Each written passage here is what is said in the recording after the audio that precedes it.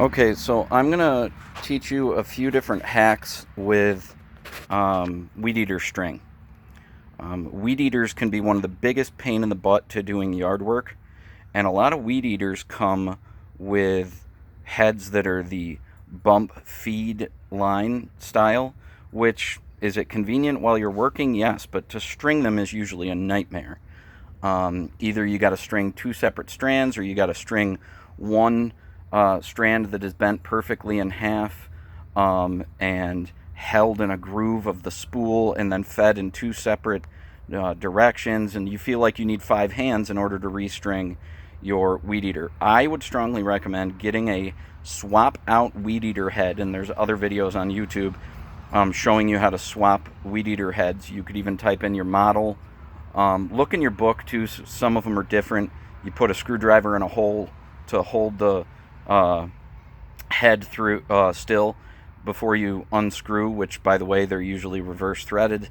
But anyway, I would get a single individual whip head, which is something like this. Now, they do sell prefabricated whips, but please don't do that to yourself. They are just ripping you off for the individually pre-cut ones. If you just buy yourself a ream and you have a set of clippers, I chose to go with 0.13 inch diameter. As you can see, they're a lot heavier duty, and they don't break as much, which is the one downside to an individual Wib weed eater head. And that's because you have to shut it down and swap out the string, and if you have this heavier duty kind, it will not break nearly as often. So if you find a head and it will fit this heavier duty, this happens to be Craftsman. You don't have to buy name brand Craftsman, but the 0.13 inch diameter, much heavier duty.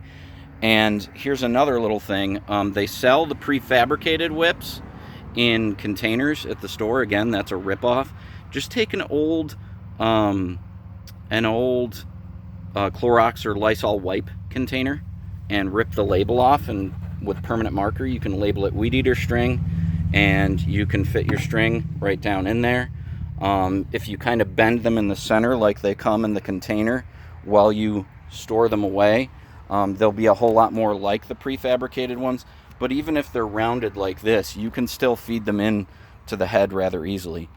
I just thought I would recommend this to other people on YouTube because this has been much more convenient for weed whacking, and it has saved me a lot of money by doing it with the ream and keeping it in my own labeled container rather than buying the much more expensive prefabricated line.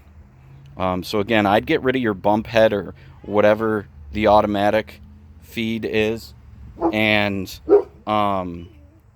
I would replace it with a single strand head. And these are some tricks you can use with that single strand head. I hope this video will help some people out.